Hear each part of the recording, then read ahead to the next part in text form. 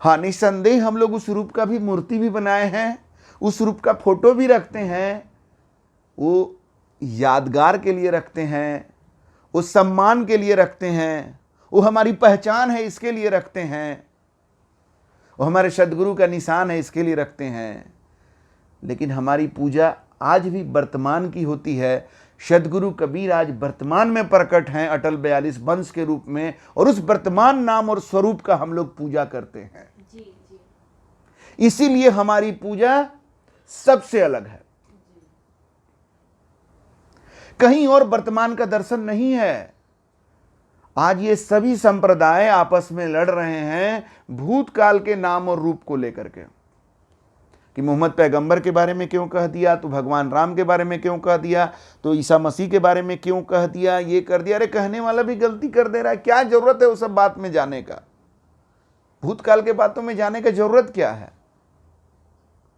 तो वर्तमान में आओगे तो 0/0 है, तो करोगे क्या? तो भूतकाल का ही तो बात करोगे।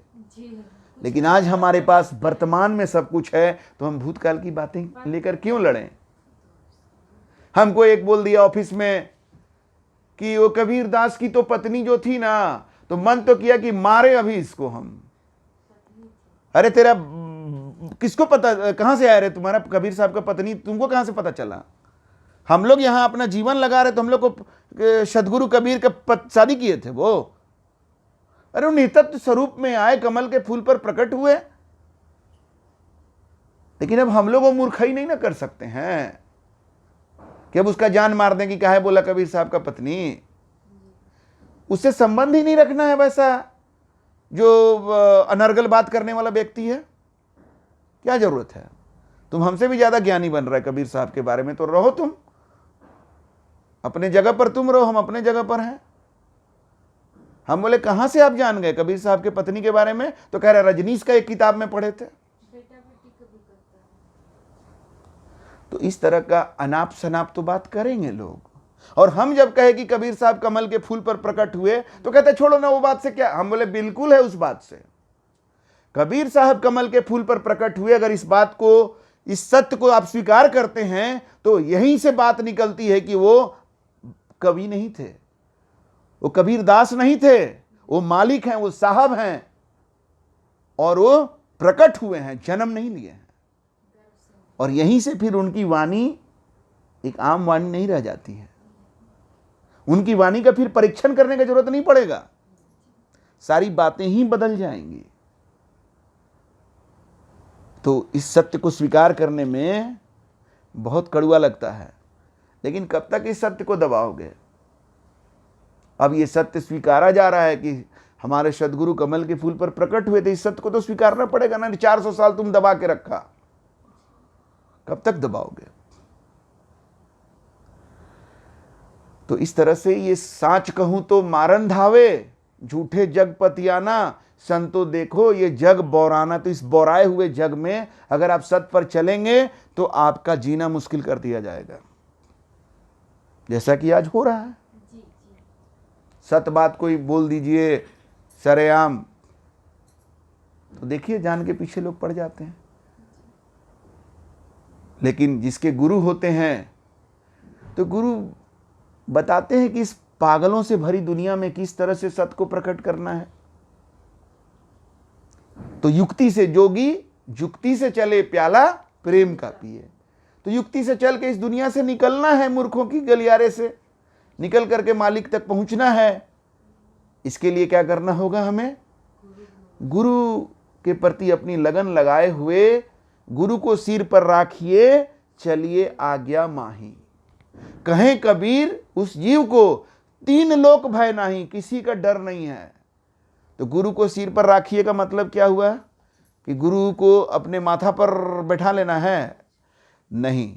गुरु को सिर पर राखिए का मतलब हुआ कि गुरु की बातों को सर आंखों पर हम रखें और उनकी आज्ञा पर हम चलें, तो हमें इस दुनिया में कोई कुछ बिगाड़ नहीं सकता है।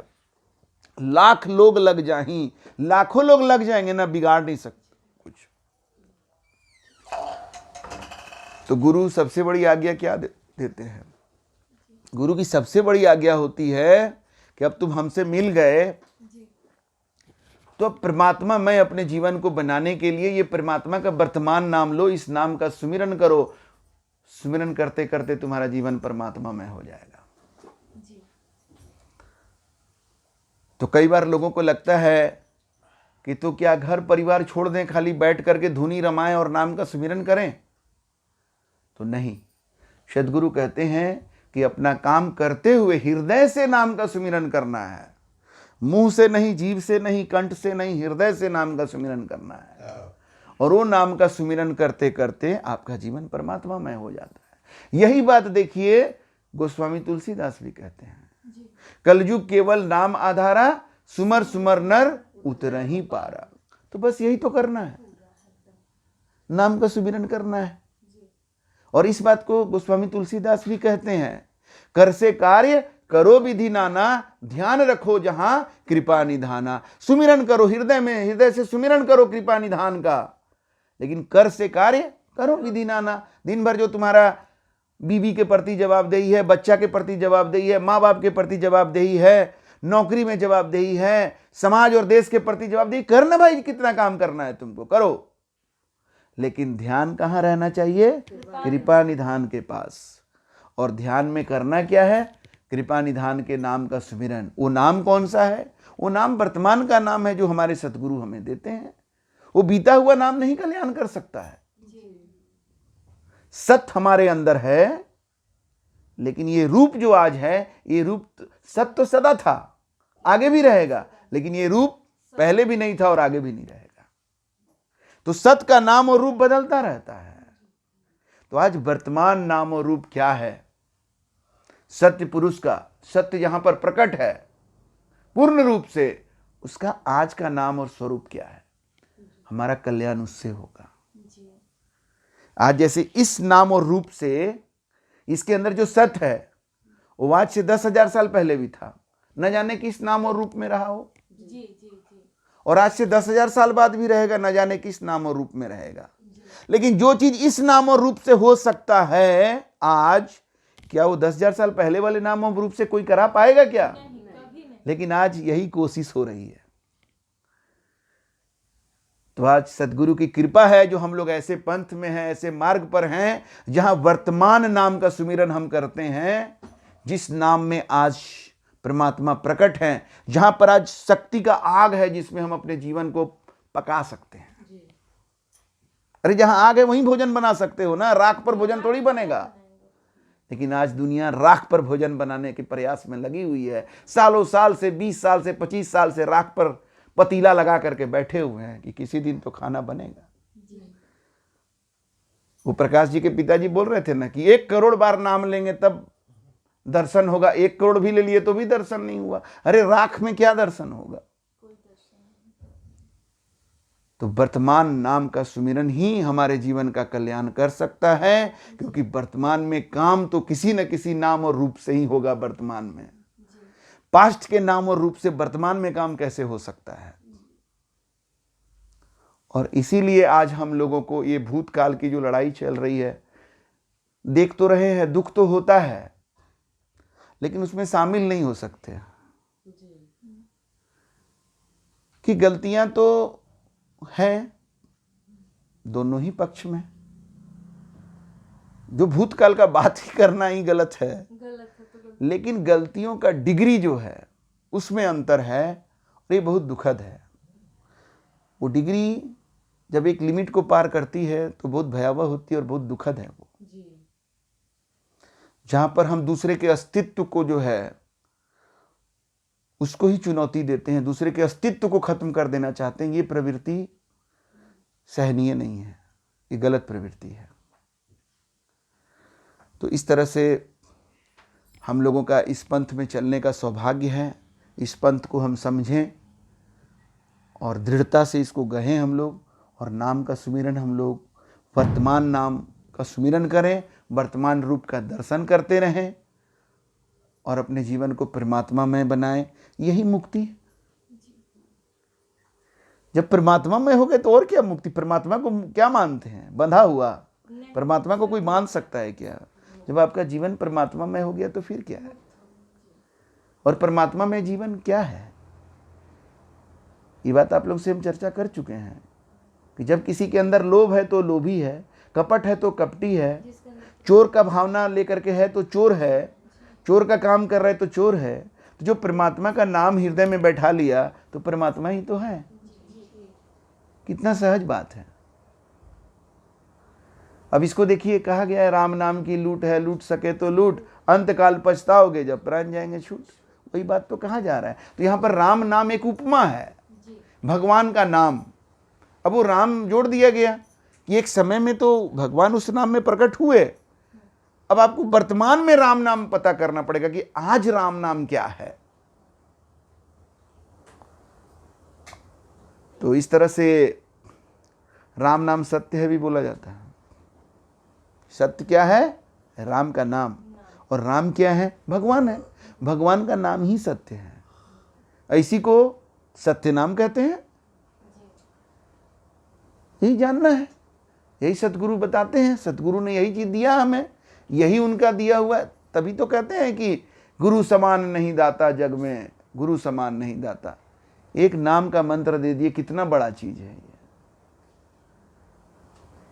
तो क्या हमें मिला है, हम लोग समझें, उसको धारण करें, अच्छा से अपने जीवन को संवारें। ऐसा संवारें कि हमारे कारण औरों का भी जीवन संवर जाए। अभी बता रहा था ना छोटू कि जा रहा था तो एक्सीडेंट होते होते बच गया। अरे आप लोग जहाँ बैठ जाइएगा वहाँ जो एक्सीडेंट होना रहेगा वो भी टल जाएगा।